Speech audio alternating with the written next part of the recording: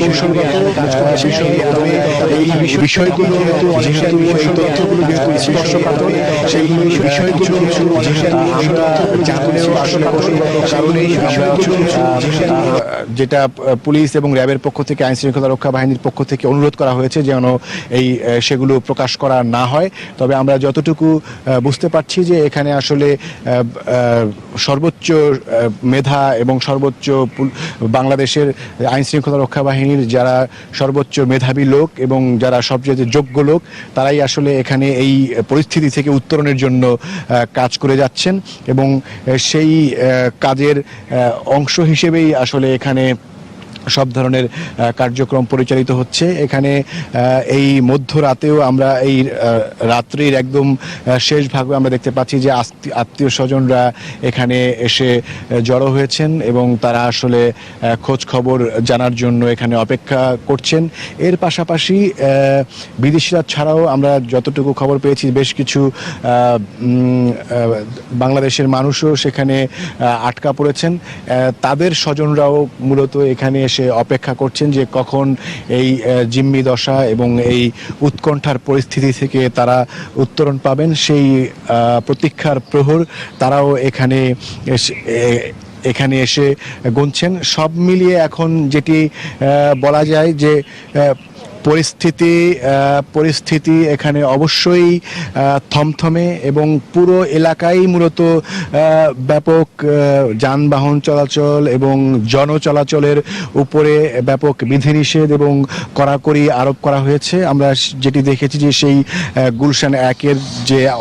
গুলশানের যে অপর প্রান্ত সেই হাতির ঝিল এলাকা থেকে শুরু করে সেই বাড়িধারা ডিওএইচএস আমেরিকান এমবাসি এবং আশপাশের পুরো এলাকায় মূলত এখানে যান চলাচল এই ঘটনার পরপরই বন্ধ করে দেওয়া হয় এবং তার ফলে কিন্তু পুরো রাজধানীর একটা বিশাল অংশ জুড়ে ব্যাপক যানজটের পরিস্থিতিও সৃষ্টি হয় এবং এই অবস্থায় এখন মূলত এখানে আইন শৃঙ্খলা রক্ষা বাহিনীর সদস্যরা কাজ করে যাচ্ছেন এবং ভেতরে এই ইউনাইটেড হাসপাতালের ভেতরে যারা আসলে আটকা পড়েছেন যাদেরকে চিকিৎসার জন্য নিয়ে আসা হয়েছে তাদেরকে যথাযথভাবে চিকিৎসা দেয়া হচ্ছে বলে ডিসিডিবি নর্থ শেখ নাজমুল আলম আমাদেরকে জানিয়েছেন। দর্শক, আরও বেশ কয়েকজন আহত রোগী রয়েছেন ঢাকা মেডিকেল কলেজ হাসপাতালে, সেখানে রয়েছেন আমাদের রিপোর্টার দেবাশিস। সেখানকার সবশেষ খবর জানতে আমরা তার কাছে চলে যাচ্ছি। ধন্যবাদ ওমর। আসলে রাত 9টার দিকে আসলে যে হোটেল আর্টিজানে যে গোলাগুলির ঘটনাটি ঘটেছে সেই ঘটনায় কিন্তু আমরা ঢাকা মেডিকেলে অপেক্ষা করছিলাম। ঠিক সেই ঘটনার পরপর থেকে আসলে ঢাকা মেডিকেলে যে আহতদের এখানে ভর্তি করা হয়েছে সেই আহতদের খবর জানাচ্ছিলাম আপনাদেরকে। আসলে নতুন করে কোনো তথ্য আপনাদেরকে যোগ করতে পারছি না, তবুও বলতে পারি যে এখানে যে দুজন পুলিশ কনস্টেবল সহ এখানে একজন ড্রাইভার গুলিবিদ্ধ অবস্থায় এখানে চিকিৎসা নিচ্ছেন। তাদের কথা যদি বলতে হয় তাহলে বলা যায় যে এখন থেকে 1 ঘন্টা আগেও ঢাকা মেডিকেলের পরিচালক ঘটনাস্থল পরিদর্শন করেছেন এবং সেই রোগীদের অবস্থা আমাদেরকে যেমনটি জানিয়েছেন সেটি হলো যে দুজন পুলিশ কনস্টেবল এখন পর্যন্ত আলমগীর এবং প্রদীপ তারা এখন পর্যন্ত ভালো রয়েছেন, এখন পর্যন্ত আশঙ্কা মুক্তই অনেকটা বলা যায়। তাদের ডাক্তারও এমনটাই বলেছেন। কিন্তু এখানে একটি বিষয় উল্লেখ করা প্রয়োজন যে আসলে ঢাকা মেডিকেলের পরিচালক আমাদের সর্বশেষ যেমনটি তথ্য জানিয়েছেন সেই তথ্য অনুযায়ী বলতে গেলে বলা যায় যে যেখানে যে গাড়ি চালক আহত হয়েছেন, গাড়ি চালক গুলিবিদ্ধ হয়েছেন, গাড়ি চালক কিন্তু এখন পর্যন্ত আশঙ্কা মুক্ত নন। অর্থাৎ তার 2টি গুলি লেগেছে, একটি গুলি তার গলায় এবং একটি গুলি তার বুকে লেগেছে, যার কারণে কিন্তু তিনি এখন পর্যন্ত আশঙ্কা মুক্ত নন। তাকে চিকিৎসক পর্যবেক্ষণে রেখেছেন এবং পর্যবেক্ষণে রাখার পরেই পরবর্তীতে হয়তো বা আরও কিছু সময় যাওয়ার পরে তার অবস্থা সম্পর্কে চিকিৎসক জানাতে পারবেন। একটু তথ্য যোগ করতে চাই মৌটুসী, ঠিক এই জায়গাটাতে আমরা এখন দেখতে পাচ্ছি যে এখন পর্যন্ত নতুন কোনো রোগী এসে বা নতুন কোনো ওই ঘটনায় এসে হতাহতের কোনো রোগী এখানে চিকিৎসা নিতে এসেছেন এমনটি কিন্তু আমরা গত 2-3 ঘন্টায় এখানে লক্ষ্য করিনি। আর পাশাপাশি আপনাদেরকে একটু বলতে চাই, যেহেতু এখানে দুজন পুলিশ সদস্য আহত হয়ে এখানে চিকিৎসা নিচ্ছেন এবং বড় একটি ঘটনা শহরে ঘটে গেছে, সে কারণে কিন্তু পুরো শহরের মধ্যেই এক ধরনের পুলিশি নজরদারির মধ্যে রয়েছে পুরো শহর এবং তার পাশাপাশি কিন্তু তার বাইরে কিন্তু সেই পুলিশি নজরদারির বাইরে কিন্তু ঢাকা মেডিকেল কলেজও নয়। আমরা লক্ষ্য করেছি যে এখানে দুজন পুলিশ সদস্যকে দেখার জন্য কিছুক্ষণ কিছুক্ষণ পরপরই পুলিশের ঊর্ধ্বতন কর্মকর্তারা, বিশেষত ঢাকা মেট্রোপলিটন পুলিশের ঊর্ধ্বতন কর্মকর্তারা কিন্তু বারবারই এই ঢাকা মেডিকেলে আসছেন এবং বিভিন্ন ওয়ার্ডে তারা যাচ্ছেন এবং ওয়ার্ডে গিয়ে বিশেষত তারা সেই রোগীদের অবস্থা, বিশেষ করে গুলিবদ্ধ যে দুজন রয়েছেন, বিশেষ করে আলমগীর, কনস্টেবল আলমগীর এবং কনস্টেবল প্রদীপের অবস্থা তারা পর্যবেক্ষণ করার চেষ্টা করছেন এবং তারা ডাক্তারদের কাছ থেকে সর্বশেষ তথ্যটি জানার চেষ্টা করছেন এবং তাদের সঙ্গে আমরা যতটুকু কথা বলার সুযোগ পেয়েছিলাম, পুলিশ সদস্যরা যেমনটি জানিয়েছেন যে তাদের চিকিৎসা চলছে ভিতরে এবং তাদের পর্যবেক্ষণে রেখেছেন এখানকার চিকিৎসকরা। এখানকার বিশেষ করে পরিচালক আমাদের যেমনটি তথ্য জানিয়েছেন যে যেহেতু বড় একটি ঘটনা, গোলাগুলির ঘটনা গুলশানে ঘটে গিয়েছে, এই ঘটনায় হতাহতের সংখ্যা যদি বেড়েও থাকে, ইমার্জেন্সি বিশেষ করে জরুরি সেবার যে বিষয়গুলি বা যে প্রস্তুতিগুলি ঢাকা মেডিকেলে জরুরি বিভাগে নিয়ে রাখার প্রয়োজন সেগুলি সম্পন্ন করা হয়েছে এবং বিশেষ করে বিশেষজ্ঞ চিকিৎসকগণ বা জরুরি বিভাগের যে চিকিৎসকগণ উপস্থিত থাকার কথা তারাও কিন্তু এখানে উপস্থিত রয়েছেন। অর্থাৎ যে কোনো মুহূর্তেই কোনো ধরনের আরও যদি হতাহতের সংখ্যা বেড়ে যায় এই ঘটনায়, সেটিও কিন্তু সামলাতে পর্যাপ্ত প্রস্তুতির কথা জানিয়েছেন ঢাকা মেডিকেলের পরিচালক ব্রিগেডিয়ার জেনারেল মিজানুর রহমান। পাশাপাশি আরেকটি তথ্য আপনাদেরকে দিতে চাই যে এখানে পুলিশের ঊর্ধ্বতন কর্মকর্তারা যারা এই ঢাকা মেডিকেলে এই মুহূর্তে পর্যবেক্ষণে আসছেন বা ঢাকা মেডিকেলের সেই রোগীদের অবস্থা জানতে এখানে এসছেন, তাদের কাছে আমরা জানার চেষ্টা করেছি যে আসলে কেমন আছেন দুজন পুলিশ সদস্য। সেই পুলিশ সদস্যদের ব্যাপারে আমরা বরাবরের মতো ঢাকা মেডিকেলের যে পরিচালক তার সঙ্গে সুর মিলিয়ে পুলিশ যারা ঊর্ধ্বতন কর্মকর্তা তারাও কিন্তু আমাদেরকে একই কথা বলেছেন যে তারা ভালো আছেন, তারা এখন অনেকটাই আশঙ্কামুক্ত, দুজন পুলিশ কনস্টেবল সদস্য এবং পাশাপাশি যে ড্রাইভার, সেই ড্রাইভার এখন পর্যন্ত আশঙ্কামুক্ত নন এমনটি তথ্যই কিন্তু আমাদের জানানো হয়েছে।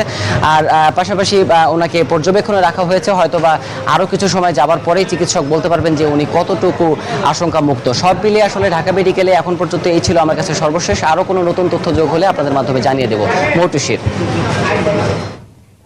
দর্শক, সহকর্মী দেবাশিস আমাদেরকে জানাচ্ছিলেন ঢাকা মেডিকেলের সামনে থেকে। তার আগে আমরা ইউনাইটেড হাসপাতালের সামনে থেকে সহকর্মী ওমর ফারুকের কাছ থেকে জানছিলাম যারা আহতরা রয়েছেন, হাসপাতালে ভর্তি রয়েছেন, তাদের অবস্থা আমরা শুনছিলাম। একজন ড্রাইভারের কথা বলছিলেন, একজন গাড়ি চালক যার অবস্থা আশঙ্কাজনক এবং তাকে নিবিড় পর্যবেক্ষণে রাখা হয়েছে। বাকি যারা রয়েছেন বিভিন্নভাবে গুলিবিদ্ধ বা বিভিন্নভাবে আহত হয়েছেন, স্প্রিন্টারে বিদ্ধ হয়েছেন অনেকেই, তারা আশঙ্কা মুক্ত রয়েছেন, এই বিষয়টি নিশ্চিত করেছে এখানকার এই হাসপাতালের চিকিৎসকেরা।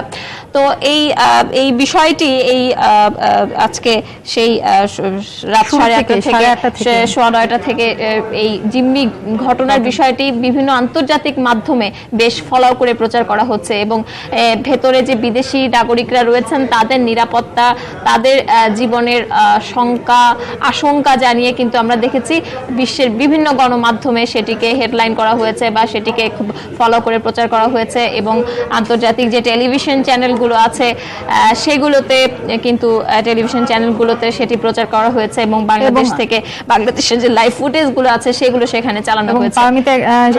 মানে অন্যান্য আন্তর্জাতিক যে গণমাধ্যমগুলো রয়েছে সেখানে কিন্তু প্রবাসী যেসব বাংলাদেশিরা রয়েছেন তাদের বক্তব্য নিয়েও কিন্তু অনেকগুলো নিউজ করা হয়েছে এবং আমরা একটু আগেও যেমন আমরা দেখছিলাম যে এখনো কিন্তু এই বিষয়টি নিয়েই সবগুলো গণমাধ্যমে আসলে টক শো, আলোচনা, প্রবাসী বাংলাদেশিদের বক্তব্য নেয়, এই বিষয়গুলো কিন্তু চলে আসছে এবং হেডলাইনে কিন্তু এই বিষয়টি আজকে উঠে এসেছে মূলত এবং অন্যান্য বিষয়গুলো আসলে আন্তর্জাতিক গণমাধ্যমের এই বিষয়টি কিন্তু এটা শুধু আজকে বিদেশিরা হামলার শিকার হয়েছে বা বিদেশিরা নিরাপত্তার অভাব বোধ করছে এই বিষয়টি যেমন আছে, সেরকম কিন্তু আগে যেসব ঘটনা আছে সেগুলোও কিন্তু আসলে আন্তর্জাতিক গণমাধ্যমে এসেছিল, বেশ ভালোভাবেই এসেছিল।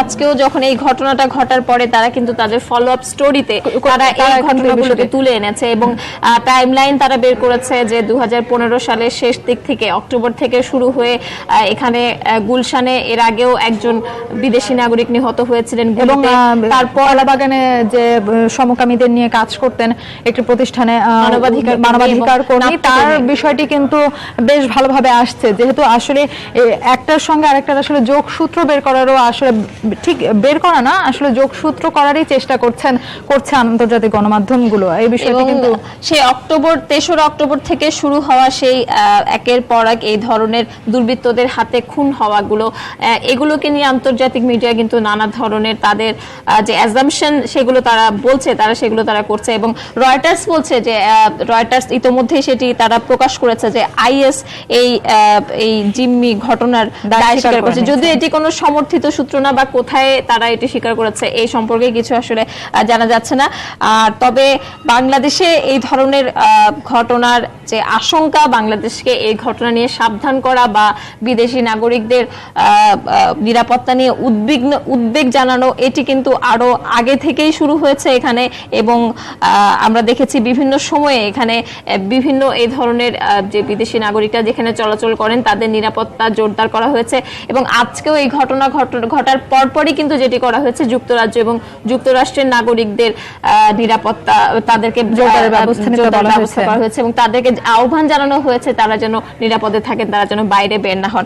এই বিষয়টি আসলে আমাদের জন্য খুবই উদ্বেগজনক, শুধুমাত্র বিদেশি নাগরিকদের জন্য নয়, কারণ আমরা দেখেছি এই ঘটনার ধারাবাহিকতায় বা এই ধরনের ঘটনাগুলোতে আসলে আমাদের দেশের মানুষ, আমাদের দেশের নাগরিকরা কতটা আসলে প্রথম দিকের ঘটনা যদি একটু দেখেন যে ব্লগার হত্যার মধ্য দিয়ে আসলে যে বিষয়টি আমরা মনে করছি যে শুরু হয়েছিল, তখন কিন্তু মনে হচ্ছিল যে বাংলাদেশের ভেতরে একটি চক্র বা বাংলাদেশের এখনো যে ঘটনাগুলো ঘটছে তাতে অনেক ক্ষেত্রেই আসলে আন্তর্জাতিক সহায়তা কতটুকু আছে বা কি পরিমাণ আছে, কিন্তু ব্যবহার করা হচ্ছে কিন্তু বাংলাদেশি নাগরিকদের। এখন পর্যন্ত যেমন ফাহিমকে ধরা হলো, সে খুবই অল্প বয়স তরুণ একটি ছেলে, এই ধরনের একটি ঘটনার সঙ্গে জড়িত। তো তখন থেকে কিন্তু আসলে বাংলাদেশি নাগরিকরা সম্পৃক্ত বা এটি বাংলাদেশে অন্তর্কোন্দলের ফলাফল বা বাংলাদেশি যেসব সংগঠন আছে তারা করছে বলেই আমরা ধরে নিচ্ছিলাম। কিন্তু আস্তে আস্তে ঘটনা কিন্তু যত হচ্ছে তত কিন্তু মনে হচ্ছে বিষয়টি আন্তর্জাতিক ভাবেই আসলে করা হচ্ছে। এটা আসলে মানে আন্তর্জাতিক ভাবেই এটা উদ্বেগের বিষয় একটি। আসলে বাংলাদেশে যতগুলো জঙ্গি সংগঠন বা এই ধরনের সংগঠনের অস্তিত্ব বলবো না আমি, এই ধরনের তথ্য পাওয়া গেছে। আমরা জেএমবির নাম শুনে থাকি বেশিরভাগ সময়ে, হরকাতুল মুজাহিদ, তারপর আনসার আল ইসলাম, এরা সবাই কিন্তু আন্তর্জাতিকভাবে কোনো না কোনো ভাবে তাদের সংশ্লিষ্টতা ছিল, তাদের আন্তর্জাতিকভাবে অর্থায়ন তো বটেই এবং নানা ধরনের যোগাযোগ তারা রক্ষা করত। সর্বশেষ ফাহিম গ্রেপ্তার হয়েছিল সেই ঘটনাস্থল থেকে, যেখানে সে জবাই করতে গিয়েছিল, সেখান থেকে এলাকাবাসী তাকে ধরে ফেলেছিল হাতে নাতে, এবং সেও কিন্তু তার আন্তর্জাতিক যোগাযোগের বিষয়টি সে স্পষ্ট করেছিল, সে স্বীকার করেছিল এবং সে বলেছিল যে কাজ সমাধা হওয়ার পরে, অর্থাৎ এই হত্যাকাণ্ড সমাধা হওয়ার পরে সে আন্তর্জাতিক নেটওয়ার্কে যেখানে তার যোগাযোগ সেখানে সে জানিয়ে দেয়, মেসেজ পাঠিয়ে দেয় যে সে তার এই কাজটি সমাধান হয়েছে বা কাজটি শেষ হয়েছে।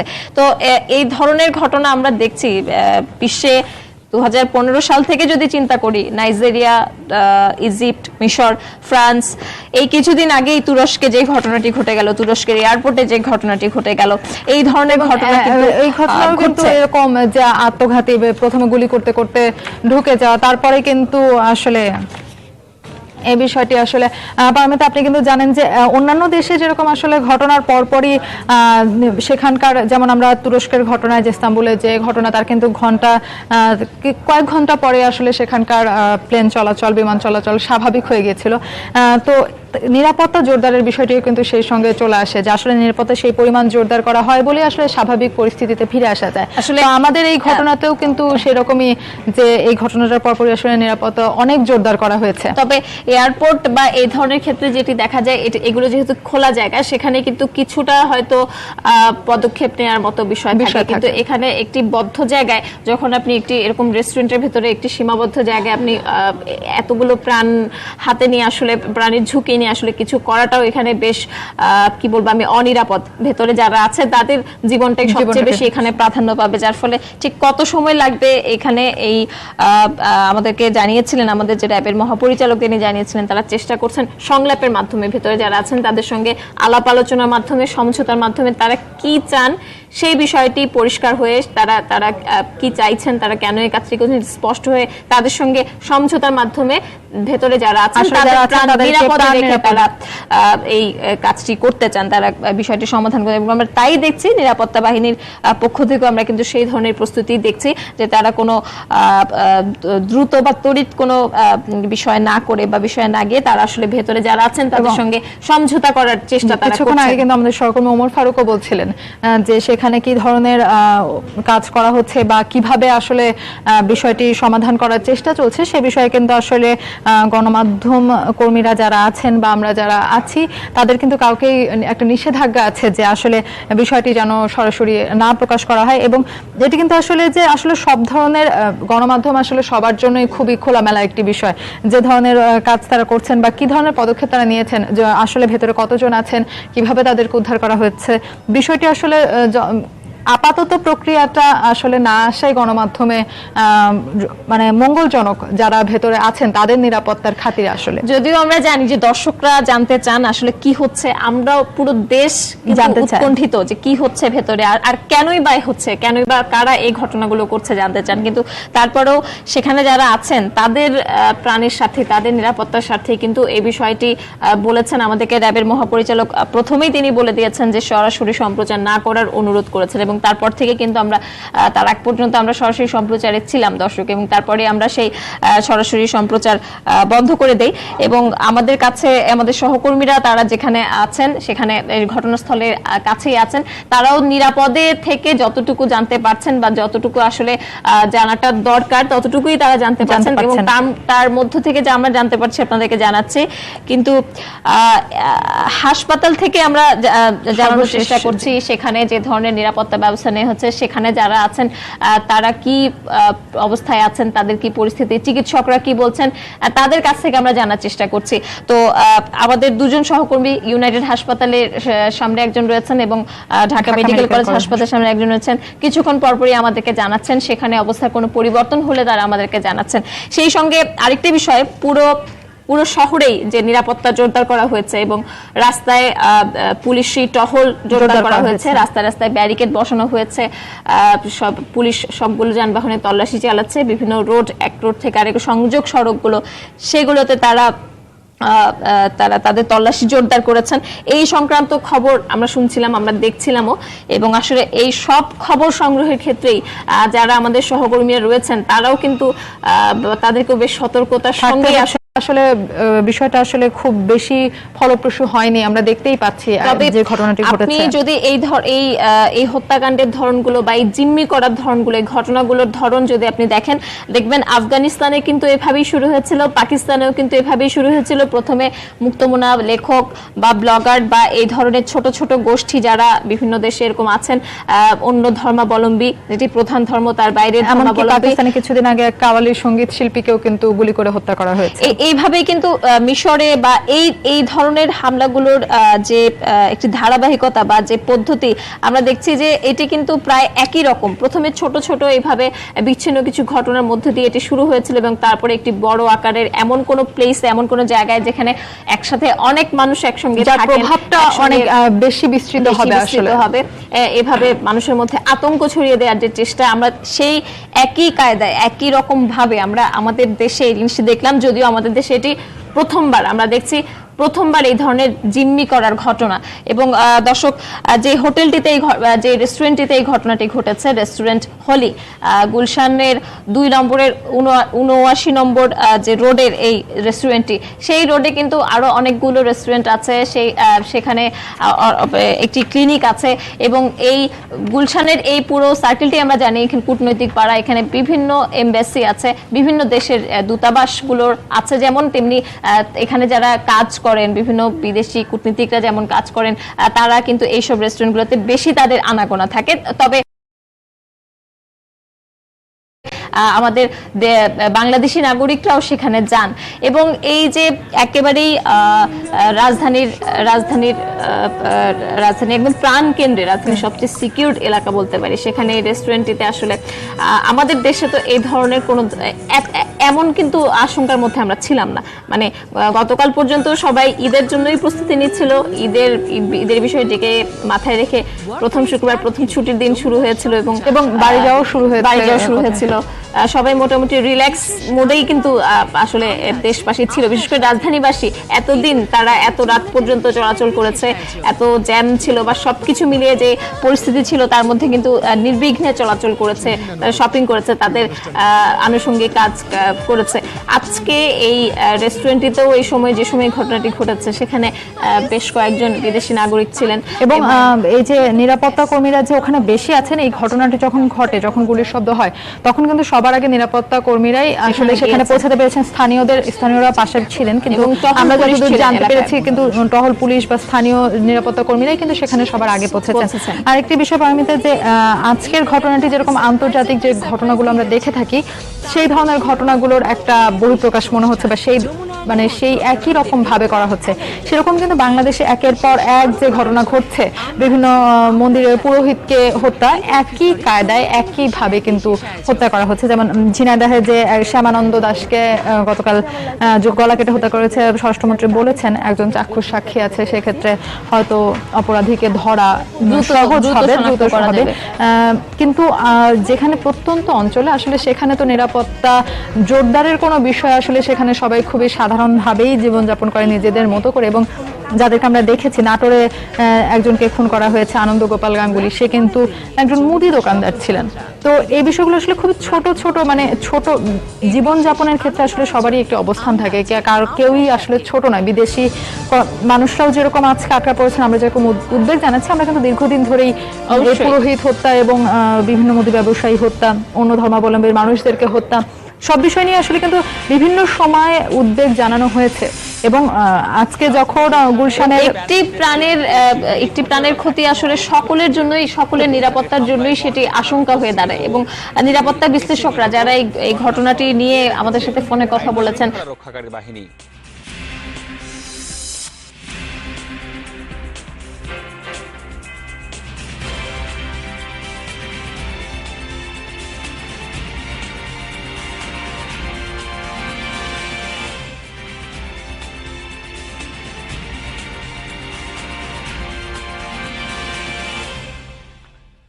আমন্ত্রণ যমুনা নিউজে আপনাদের সাথে আছি আমি রাহাত মিনাজ। দেশের পাশাপাশি এই আয়োজনে স্বাগত জানাচ্ছি প্রবাসী দর্শকদেরও। রাজধানী গুলশানে স্প্যানিশ রেস্টুরেন্টে জিম্মি ঘটনার এখনো অবসান হয়নি, তবে অভিযান শুরু করেছে আইন শৃঙ্খলা রক্ষাকারী বাহিনী। মাইকে বন্দুকধারীদের আত্মসমর্পণ করারও আহ্বান জানানো হয়। রাত 4:30টার দিকে যৌথভাবে এই অভিযান চালানো হয়, তবে এখনো কাউকে উদ্ধার করার তথ্য পাওয়া যায়নি। অভিযানে কমান্ডোরা অংশ নিচ্ছেন। এর আগে স্প্যানিশ ওই রেস্টুরেন্টে বন্দুকধারীর হামলায় 2 জন নিহত হন। তারা হলেন রাজধানীর বনানী থানার ভারপ্রাপ্ত কর্মকর্তা সালাউদ্দিন ও গোয়েন্দা পুলিশের সহকারী কমিশনার রবিউল ইসলাম। প্রত্যক্ষদর্শীরা জানান, শুক্রবার রাত 9:45টার দিকে 8 থেকে 9 জনের একটি দল স্প্যানিশ রেস্টুরেন্ট হলি আর্টিসান বেকারিতে ঢুকে সবাইকে জিম্মি করে ফেলে। ফাঁকা গুলি ছুড়লে আতঙ্ক তৈরি হয়। ওই রেস্টুরেন্টে বেশ কয়েকজন বিদেশি নাগরিকও আটকা রয়েছেন বলে জানা যাচ্ছে। সেখান থেকে রেস্টুরেন্ট কর্মচারীদের কয়েকজন বেরিয়ে আসতে সক্ষম হন। ঘটনার পরপরই পুলিশ র্যাবের সদস্যরা সেখানে পৌঁছালে গুলি বিনিময় হয় দুর্বৃত্তদের সাথে। এতে পুলিশ সদস্য সহ বেশ কয়েকজন হতাহত হন। এক পর্যায়ে বন্দুকধারীরা বাইরে গুলি বর্ষণ ও বোমা ছুড়ে মারে। এতে গুরুতর আহত হন বেশ কয়েকজন। আহতদের বিভিন্ন হাসপাতালে চিকিৎসা দেয়া হচ্ছে। 8 জন ছিল, ম্যাক্সিমাম 8 জন ছিল। ডেফিনেটলি অস্ত্র ছিল, হাতে ছোট ছোট টাইপের অস্ত্রগুলো ছিল। তরল একটারে দেখছি। হ্যাঁ, ওই চাপাতি। ওরা আক্রমণ যতক্ষণ করছে, যখনই ওরা আক্রমণ করছে তখনই ওরা আল্লাহু আকবার বলছে। ভিতরে অনেক গোলাগুলি আওয়াজ শুনতেছে আর হইচই শুনতেছে, লাইট বন্ধ করে দিছে। তো এটা দেখে ওরা তো ছোট বাচ্চা মানুষ, ঘরের মধ্যে সবাই দরজা বন্ধ করে বসে আছে। দর্শক, ঘটনাস্থলে গিয়েছিলেন র্যাবের মহাপরিচালক বেনজির আহমেদ। তিনি বলেছেন, বন্দুকধারীদের সাথে কথা বলার চেষ্টা চলছে। যারা আটকা পড়েছেন তাদের নিরাপদে বের করে আনাই এখন তাদের প্রধান লক্ষ্য। এখানে একটা রেস্টুরেন্ট আছে, এটা একটা স্প্যানিশ রেস্টুরেন্ট, ছোট একটা রেস্টুরেন্ট। সেই রেস্টুরেন্টে মোস্টলি এই সন্ধ্যার পর অনেক কাস্টমাররা আসে। এই রেস্টুরেন্টেই কয়েকজন অস্ত্রধারী ভিতরে প্রবেশ করেছে, এটাই হচ্ছে আমাদের কাছে খবর। ওখান থেকে যে রেস্টুরেন্টে যারা কর্মচারী তারা কেউ কেউ বেরিয়ে এসছে, ওদের সঙ্গে আমরা কথা বলেছি এবং আমরা এখন চেষ্টা করছি যাতে করে এটা শান্তিপূর্ণভাবে এটা কিছু করা যায়। তো এই ক্ষেত্রে আপনাদের আমরা সমর্থন কামনা করছি। কনফিউজিং তথ্য দেওয়ার দরকার নাই, কারণ অনেকেই টেলিভিশন দেখছে। আমি বুঝতে পারছি আপনাদের, অনেকেই টিভি দেখছে, ঠিক আছে। জাতীয় স্বার্থে ভিতরে যারা আছেন তাদের জীবন নিরাপত্তার স্বার্থে আমি মনে করি যে আপনারা একটু এই সরাসরি সম্প্রচারকে বন্ধ করতে হবে। দর্শক, ওই রেস্টুরেন্টের আশেপাশে আছেন আমাদের সহকর্মীরা। প্রথমে যেতে চাই আব্দুল্লাহ তুহিনের কাছে, তিনি টেলিফোনে আমাদের সাথে যুক্ত হচ্ছেন। তুহিন, অভিযান শুরুর একটা খবর আমরা পাচ্ছি, কি তথ্য আছে আপনার কাছে? রাহাত, এখন থেকে 20 মিনিট আগে একবার অভিযান শুরু হয়েছিল। বেশ কয়েকটি সাউন্ড গ্রেনেড এবং গুলির শব্দে পুরো এলাকা আতঙ্কিত হয়ে গিয়েছিল এবং তার পরপরই কিন্তু আমরা দেখেছি যে অভিযানিক দলের যে অগ্রবর্তী দল তারা কিন্তু রেস্টুরেন্টের আশপাশে দ্রুত যে ঝটিকা অভিযানের অংশ হিসেবে তারা কিন্তু অবস্থান নিয়েছেন। কিন্তু তার কিছুক্ষণ পর দেখি আবারও সেই আগের মতো নীরবতা, চুপচাপ। তবে এখন এই মুহূর্তে পুলিশের ঊর্ধ্বতন কর্মকর্তারা, গণমাধ্যম কর্মী সহ বিভিন্ন যারা সিভিলিয়ান আছেন বা পুলিশ এবং কমান্ডোদের পাশাপাশি যে অন্য যারা আছেন আশপাশে সব ধরনের লোকজনকে এত দূরে আমাদেরকে নিয়ে এসেছে যে সেখান থেকে আসলে আমরা অভিযান যদি শুরু হয় সেখানকার শব্দ পাওয়া ছাড়া আর কিছু পাওয়া সম্ভব না, কারণ এত বেশি দূরত্বে আমাদেরকে নিয়ে এসেছে। আমরা এতক্ষণ হয়তো কাছাকাছি ছিলাম, সেখান থেকে হয়তো অভিযান শুরু হলে আমরা দেখতে পারতাম। এখন গণমাধ্যম কর্মীদের বিশেষ করে তাদেরকে অনেক অনেক দূরে, যেখান থেকে শুধু আমরা শব্দ হয়তো শুনতে পারবো আশা করি, এরকম অবস্থানে আছি।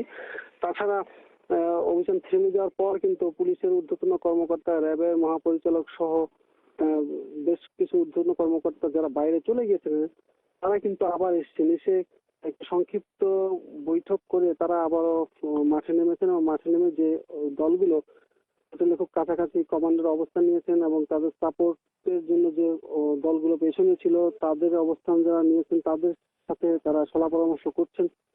কারণ সবশেষ অবস্থা দেখে মনে হচ্ছে হয়তো যে কোনো সময় তারা ভেতরে অভিযান চালাতে পারেন। তবে একটি লক্ষণীয় বিষয় হচ্ছে যেটা রাত 11টার আগ পর্যন্ত ভেতর থেকে গোলাগুলি এবং বোম ছুঁড়ে মারা হচ্ছিল, তারপর থেকে কিন্তু আমরা রেস্টুরেন্টের ভেতর থেকে কোনো রকম শব্দ বা ওই ধরনের কিছু পাইনি। এবং সবশেষ এই অভিযান যখন 20 মিনিট আগে যখন আবার দ্বিতীয় দফা শুরু হয়েছিল তখনই কিন্তু ভেতর থেকে কোনো সাড়া শব্দ পাওয়া যায়নি। এই বিষয়টি তারা লক্ষ্য করেছেন এবং কি কারণে হঠাৎ অভিযান থেমে গিয়েছে তো ঊর্ধ্বতন কর্তৃপক্ষের নির্দেশনা নেই, অথবা তারা বলছেন যে যেহেতু ওখানে জীবিত অনেকেই আছেন তাদেরকে জিম্মি করে রাখা হয়েছে, তাদের জীবনের নিরাপত্তার কথা চিন্তা করে তারা ঝটিকা অভিযান থেকে আপাতত সরে এসেছেন।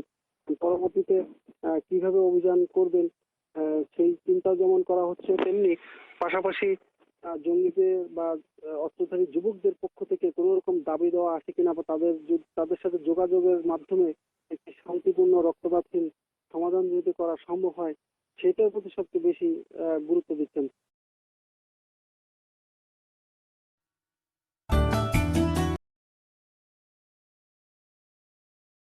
সেখান থেকে যে তারা সেখানে যারা রয়েছেন তারা এখন মোটামুটি আশঙ্কামুক্ত রয়েছেন এবং তাদেরকে চিকিৎসক সে বিষয়টি নিশ্চিত করেছেন। ঢাকা মেডিকেল কলেজ হাসপাতালে একজন আইসিইউতে আছেন, তাকে নিয়ে কিছুটা তার আশঙ্কা বিপন্ন, তবে চিকিৎসকরা চেষ্টা করছেন। তবে এতটুকু আমরা জানতে পেরেছি যে সেই 10:35 যখন আমরা শেষ গ্রেনেডের আওয়াজ শুনতে পাই, এরপরে আর কোনো ধরনের অস্ত্রশস্ত্রের আওয়াজ বা গোলা বারুদের আওয়াজ শোনা যায়নি। এবং দেবাশিস কিন্তু আমাদের ঢাকা মেডিকেল কলেজ হাসপাতাল থেকে জানাচ্ছিলেন যে সেখানে অনেকক্ষণ যাবত কিন্তু আসলে কাউকে আহত অবস্থায় বা আশঙ্কাজনক অবস্থায় উদ্ধার করে নিয়ে এখনো যাওয়া হয়নি, কোনো হতাহত সেখানে এখন পর্যন্ত আসলে সে আমাদেরকে জানিয়েছেন যেরকম যে আসলে এখন পর্যন্ত সেখানে সেরকম কোনো রোগী যাননি।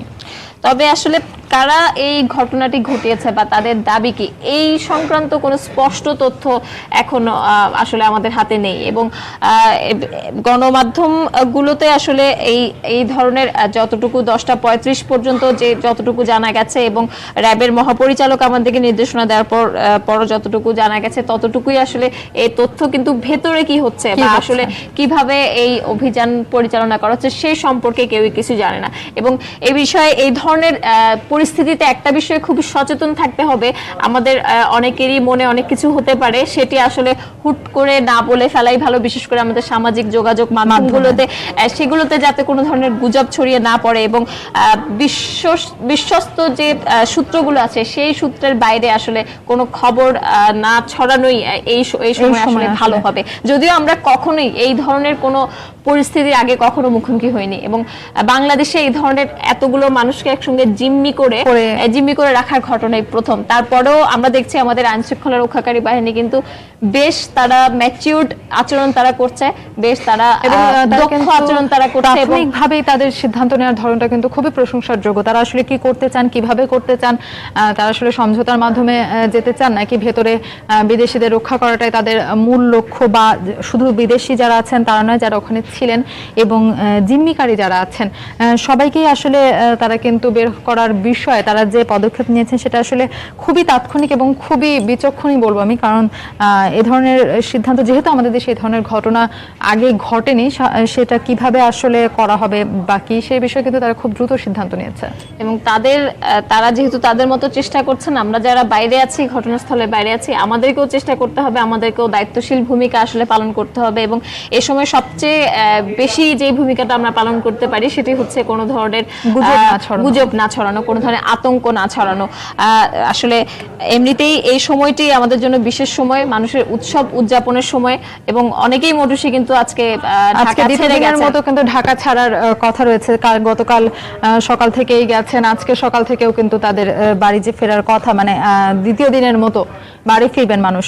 সে সময় এরকম আসলে আতঙ্কিত সবাই হবেই বা হচ্ছে, এটা স্বাভাবিক, কিন্তু আতঙ্কটাকে আসলে যতটা কম করেন, এবং গুজবের মাধ্যমে কিন্তু আতঙ্ক বেশি ছড়াচ্ছে, যতটা না আতঙ্কিত হওয়ার বিষয় অবশ্যই ঘটেছে, কিন্তু গুজবের মাধ্যমে আতঙ্কটা যাতে আসলে না বাড়ে সেদিকে কিন্তু আসলে সামাজিক যোগাযোগ মাধ্যম যারা ব্যবহার করছেন বা প্রতিনিয়ত যারা আপডেট দিচ্ছেন তারাও যেন যে তথ্য পাচ্ছেন সেটা যেন সঠিক হয় বা ঠিক উৎস থেকে দিচ্ছেন সেটা যেন ভেবে যেন তারা সেই বিষয়টি যেন তারা খেয়াল করেন আসলে যে কতটা নির্ভরযোগ্য সূত্র থেকে তারা এই খবরটা পাচ্ছেন। কারণ এখন আসলে কোনো খবর পাওয়া সেটি খুবই আমার কাছে মনে হয় অসম্ভব ব্যাপার, সেখানে কি হচ্ছে সেই খবরটা পাওয়া খুবই অসম্ভব ব্যাপার।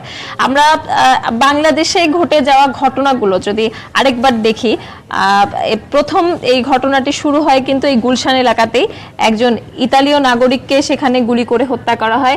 এরপরে জাপানের কুনিও হোশি নামে একজন জাপানি নাগরিককে হত্যা করা হয় গুলি করে। এরপর আমরা দেখতে পাই যে বাংলাদেশের বিভিন্ন ধর্মাবলম্বীর ওপরে একের পর এক হামলা, অতর্কিত হামলা, এবং বোঝা যায় যারা হয়তো যাদের ব্যক্তিগত শত্রুতা বা এই ধরনের অন্য কোনো কারণে তাদের এরকম অতর্কিত হামলার কোনো কারণ নেই। আমরা দেখেছি রাজশাহী বিশ্ববিদ্যালয়ের শিক্ষককে হত্যা করা হয় একই ধরনের কায়দায় এবং খোদ ক্যাম্পাসেই তাকে হত্যা করা হয় এবং পরবর্তীতে আমরা দেখেছি এইসব হত্যার পরে আইএস এর দায় স্বীকার করে বিভিন্ন জায়গায় বিবৃতি দিয়েছে। এই বিষয়টি কিন্তু আন্তর্জাতিক গণমাধ্যমগুলোতে আইএস এর হামলা হিসেবে অনেকেই এটিকে প্রচার করছেন এবং সবগুলো বড় বড় গণমাধ্যমে কিন্তু আমরা দেখেছি আজকে যে তারা এটিকে হেডলাইন করেছেন বা এটিকে তারা ফলো আপে রেখেছেন এবং এই সঙ্গে আজকের এই ঘটনার সঙ্গে তারা বাংলাদেশে আগে ঘটে যাওয়া সবগুলো ঘটনাই তারা উল্লেখ করেছেন এবং রয়টার্স এর মধ্যে ইতিমধ্যে বলেছে, রয়টার্স জানিয়েছে যে আইএস এই ঘটনার সাথে সম্পৃক্ত স্বীকার করেছে। তবে এই বিষয়ে আমরা আর কোনো ধরনের কিন্তু তথ্য বা কোনো ধরনের বিবৃতি, কোনো ধরনের কিছুই যে কেন এই ঘটনা ঘটানো হলো এই ধরনের কোনো তথ্য আমরা এখন পর্যন্ত পাইনি। এই ধরনের তথ্য কিন্তু আসলে পারমিতা যতগুলো ঘটনা ঘটে আসছে এখন পর্যন্ত, কেন এই ধরনের ঘটনা আসলে ঘটানো হচ্ছে তার কোনোটির তথ্যই কিন্তু এখন পর্যন্ত আমাদের কাছে আসেনি। কোনো উদ্দেশ্য স্পষ্ট না। স্পষ্ট নয়। কোনো উদ্দেশ্য স্পষ্ট ছিল না এখন পর্যন্ত যে আর কেন কি চান তারা। আন্তর্জাতিক গণমাধ্যমের যে বিষয়টি আমিও দেখছিলাম যে তারাও কিন্তু আমাদের সামাজিক গণমাধ্যমে যেভাবে কিছু সূত্র ছাড়া অনেক বিষয় প্রকাশ হচ্ছে, সেখানেও কিন্তু আমাদের অনেক ক্ষেত্রে বরাত দিয়ে এবং অনেক ক্ষেত্রে বরাত না দিয়ে কিন্তু অনেক সংবাদ প্রকাশ হচ্ছে। এখন সেটা আতঙ্কটা কত বাড়াচ্ছে, বা যারা ভেতরে জিম্মি আছেন তাদের আত্মীয় স্বজন যারা বাইরে আছেন তাদের উদ্বেগ কিন্তু আরো বেশি এতে বাড়ছে। সুতরাং আসলে শুধু সব ধরনের গণমাধ্যমের কিন্তু উচিত এই বিষয়গুলি লক্ষ্য রাখা। তবে এখনো পর্যন্ত দুজন নিহতের খবর, দুজন পুলিশ কর্মকর্তা নিহতের খবর যে আছে সেটি কিন্তু আমরা সবখানেই দেখছি। আমরা আহতরা যারা আছেন ঢাকা মেডিকেল এবং ইউনাইটেড হাসপাতালে, আমরা তাদের খবর জানতে আমরা ঢাকা মেডিকেলে যাব এখন। সেখানে আমাদের সহকর্মী দেবাশিস রয়েছেন।